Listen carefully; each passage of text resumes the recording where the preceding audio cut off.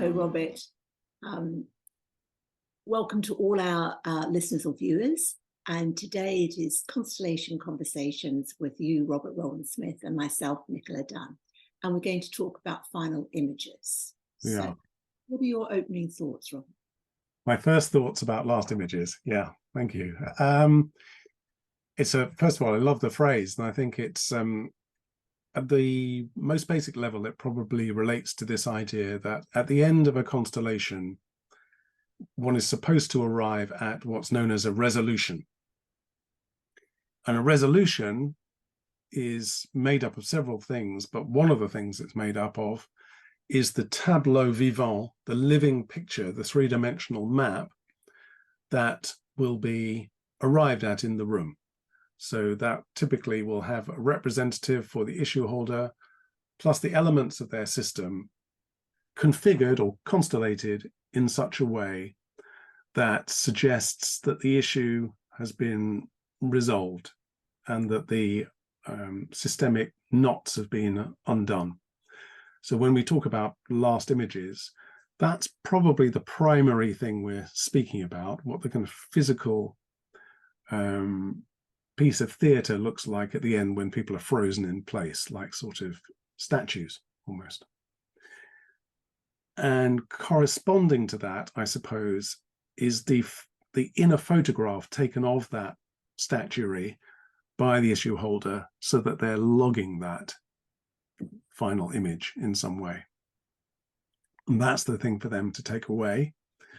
The underlying theory being, I suppose, that most of us behave according to the inner picture of the world we carry around with us. So if we can change the inner picture of the world, we'll change the outer behavior. So I suppose that's the underlying thought behind it. So those might be kind of one or two of the initial fundamentals, I suppose, of this idea of last images. Yes, I love that. And I often think of the images that begin a constellation and close a constellation as navigating images. So they have a function a little bit like a compass, as you're describing. So constellations use space. So space is one of its languages. And we kind of understand constricted space, trapped potentials, and there is an idea that somehow in the resolution, something has become bigger, more spacious, and that it holds potential that is probably only understood by the issue holder or seeker themselves. Mm. It's like a sort of a heavy raindrop. Yeah. The rest of the room can see it, but it is the issue holder or seeker who will actually absorb that and allow it to travel with them. Yes, that's right. And yes, you often see the issue holder having that moment of a kind of light bulb moment almost, isn't it? It's like, oh yes, now I get it. And it can be even quite cryptic to other people in the room. Like, here's a representative for your future. What do you see in this? And it's like, oh yes, now I get it. They're taking that image, which, as you say, is often pregnant with meaning for them. Not necessarily completely obvious to everybody else, but it's the sort of it's the fuel that will take them on to the next stage of their life, really. And perhaps the skill of the constellator is to know the moment at which something is complete, and to know when that useful image has arrived. I'm glad you said that, because I think, and we both train constellation students, it's very possible for those to overcook a constellation and just keep on adding images, new elements into the system. And I was interested when you used the word potential at the end, because I have a bit of an argument, bit of a problem with the word resolution, because to me, it suggests something that's a bit too closed. Whereas I feel it's better for the issue holder or seeker to walk away with a sense of, my backpack is now full for the journey up the mountain. as opposed to I've reached the summit, because that's where the agency lies. And I think it's important in terms of the relationship between the constellator and the issue holder as well, that we're not sort of saying to them, look, I've tidied everything up for you, thank you very much, go on your way. I think it's quite important that we're saying, I've traveled with you, and I've been around the shops with you, and I've helped you make your purchases, your hiking boots and your camping equipment and all the rest of it. Good luck, very best wishes. I hope it goes well, because I think can be a bit disempowering otherwise, actually. Well, yes, exactly. The last thing you want to do is disempower a client. You want them to leave feeling that they have a pathway forward. Mm. It's interesting, in my certificates, which I give to the graduates of my training, I have a Zen circle as the symbol. And I find that helpful for me, that a constellation in a way is a little bit like a Zen circle. There has been a process, there's been a traveling, and then there is a little gap where the potential lies. Mm. And that's up to the issue holder and the seeker. I think resolution, it is a little bit linear, it's a little bit closed, it's like a little bit, almost it's like a sum. There is an answer, there's a figure answer, as opposed to the issue holder or seeker leaving with a movement that will continue beyond the workshop, beyond their contact with us, and which has that mysterious element that constellations are so wonderful about. Yes, exactly. I like that. It's the minimum needed for that movement. It sounds sort of statement of the bleeding obvious, but it's not too little and it's not too much. It is that sweet spot between the two, where they feel that they have a clue, they're resourced, they're a bit clearer, they've got some energy, they've recovered a bit of vim to get them to that point. Maybe a lot of that, is less to do with the maybe it's more to do with the clearing out that's gone before that. It's, my image was of equipping somebody for climbing up a mountain, but in a way that's almost the reverse. It's almost like you've carried all of this baggage around with you. You're a bit like a bag lady. No, probably politically incorrect to say something like that, but anyway, it's like you've been carrying all of this crap around with you that you don't need, that doesn't belong to you, that's anachronistic, that just smells bad.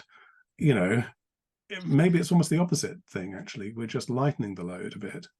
I think it's rocks out of the rucksack. Yeah, exactly. And so the person comes arriving, often not quite realizing, because they're so accustomed to it, that they have been weighted down and have adapted to a load that often is quite substantial. Yeah.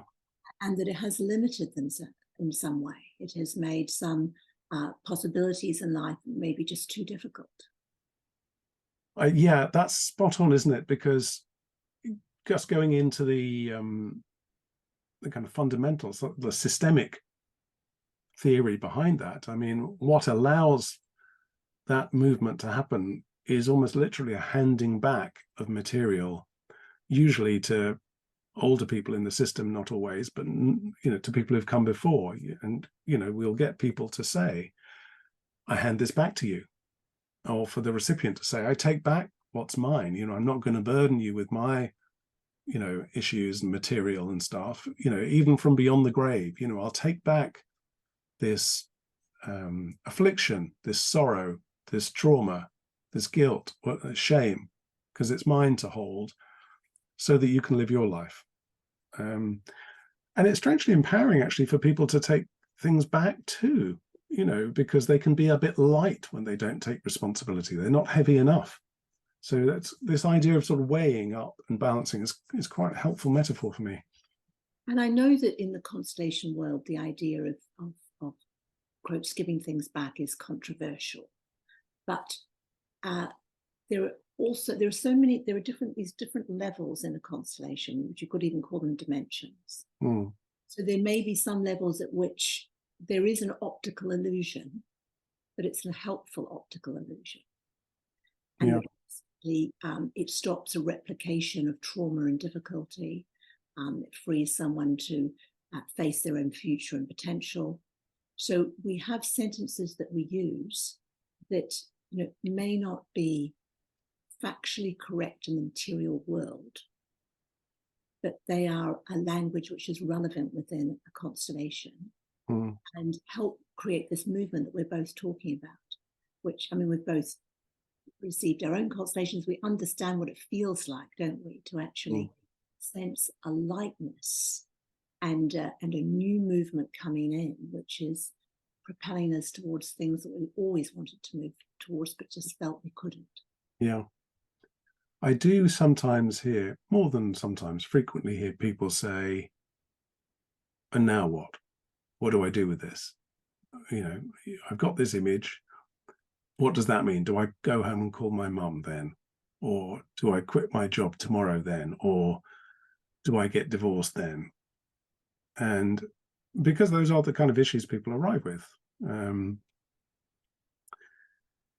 And I'm very wary of prescribing. I mean, I'll give the patient the diagnosis or translate the diagnosis for them, but I won't say, yeah, you should now divorce your husband or call your mum. But I think a lot of people struggle with that sometimes, because what I will say is that it is the image that matters. It's the embodying of the image.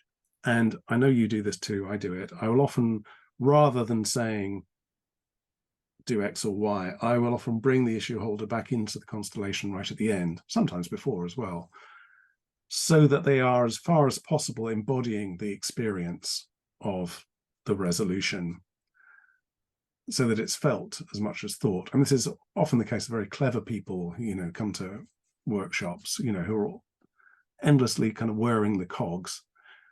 And a lot of the work we do, I think, in a way, is to kind of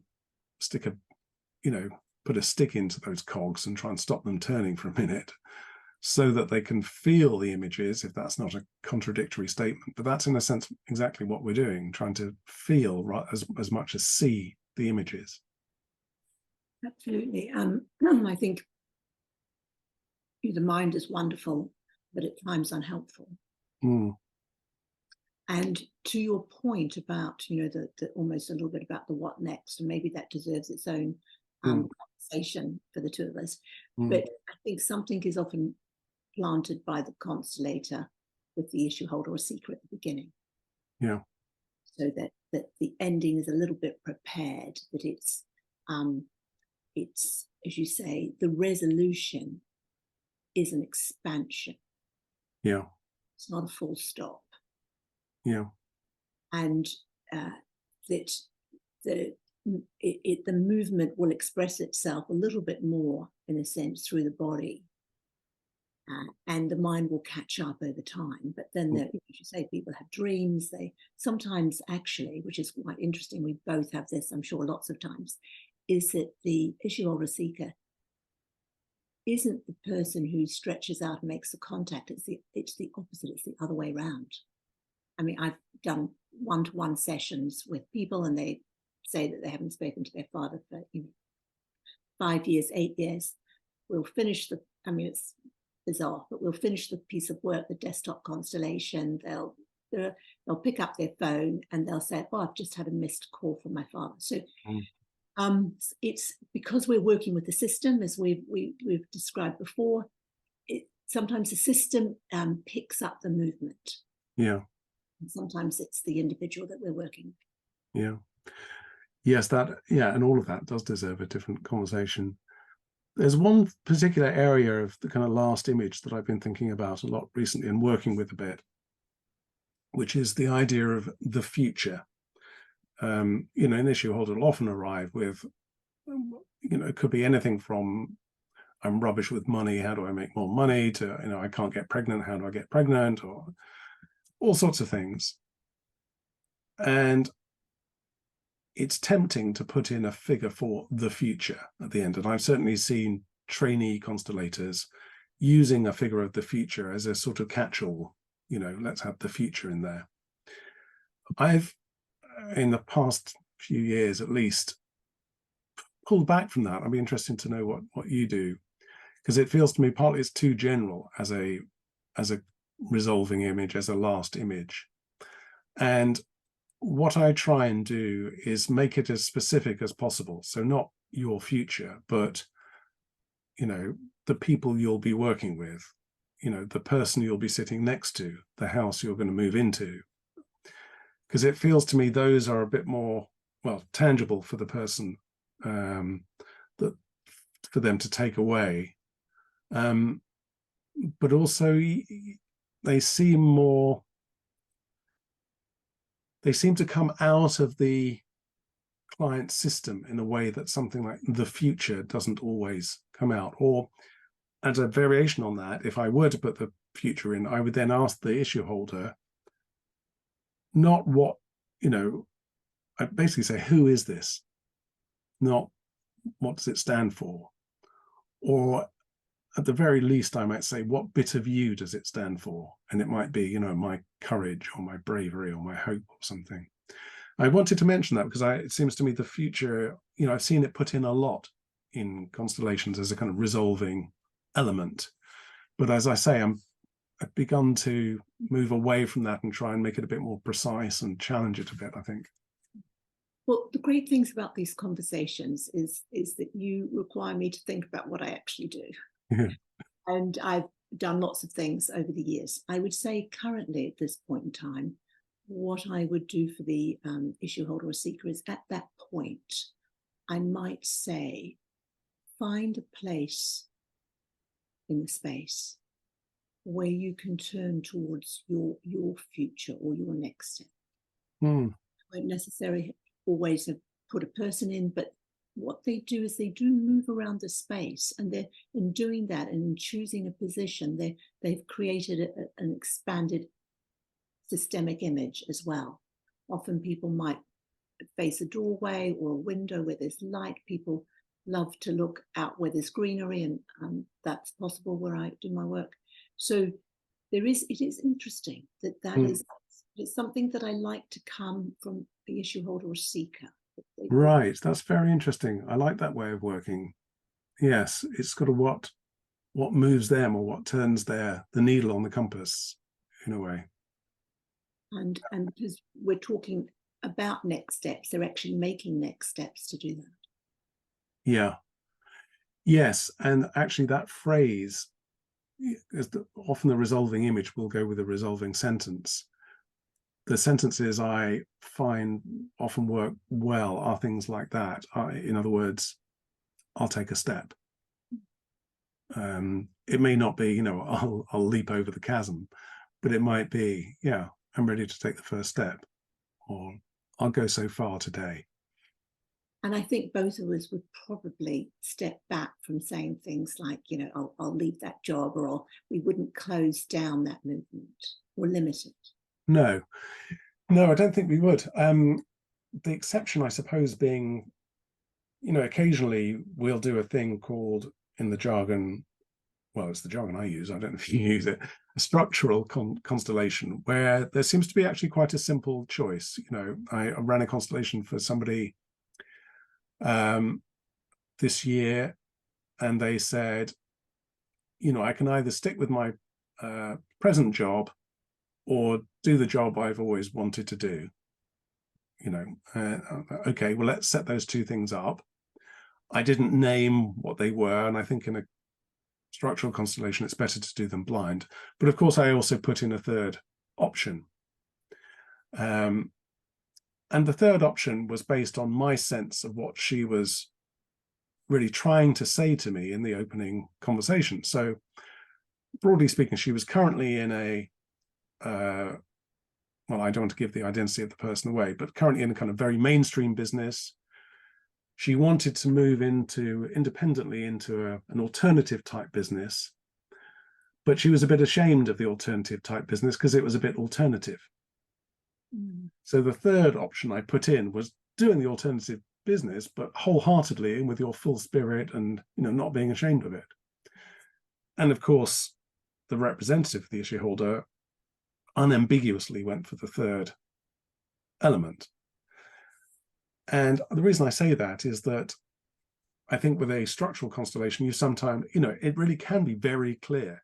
This is the place I'm going to go. Now, I'm not saying, start this business tomorrow or give up your day job. But I am saying, well, the evidence is there. You can take it or leave it, but this is what we're seeing in the constellation. The representative view didn't even know what each of these three things represented, and yet very hard to argue with the results.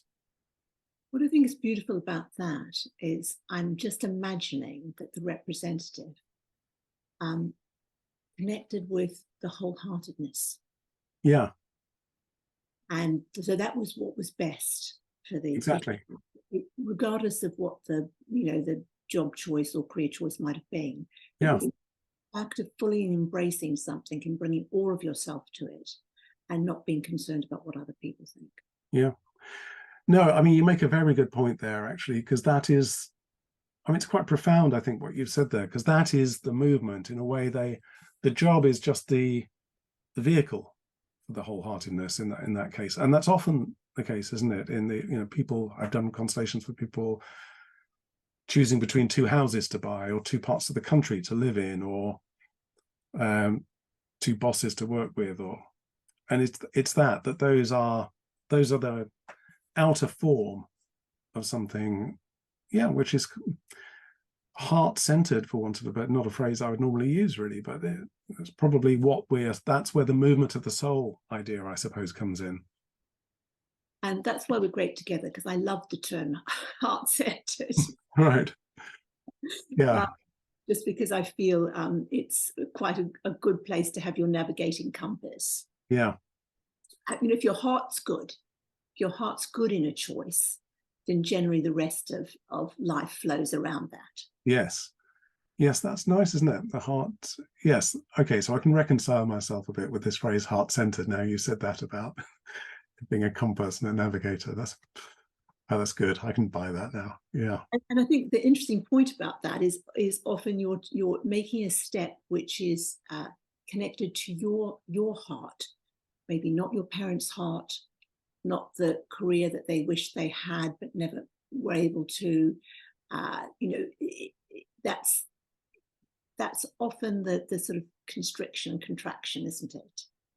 And it's another, for me, very profound point, because constellations is this coming together of recognizing that you derive from a system and a almost infinite ancestry behind you, and yet it's also a process of individuation at the same time. It's recognizing your belonging while making a space for your own, life to be lived in a way. It's very interesting how those two things go together. I agree. I continually think about that, because these family systems are continually changing and evolving. Mm. And if the members only ever followed what the ancestors' pathways, nothing would evolve, nothing would change. No, well, existentially speaking, that's what life is for, isn't it? It's a forward movement that varies from a theme. It's not a repetition that faces backwards. Yeah. And in a way, that takes us back to our last images. They encapsulate a forward movement. Exactly. Well, maybe we should leave it there, Nicola. That's a lovely way of finishing it. Thank you very much for a wonderful conversation. Thank you. If you'd like to follow us, Nicola has a website, nicoladunnconstellations.com. Mine is my name, robertrowlandsmith.com. Those will come up on the screen, I think, after this. And you can check this out on YouTube as well. And we'll see you again soon, I hope. Thank you very much, Nicola. Thank you, Robert. And if you'd like to subscribe, just push the bell. Thank you.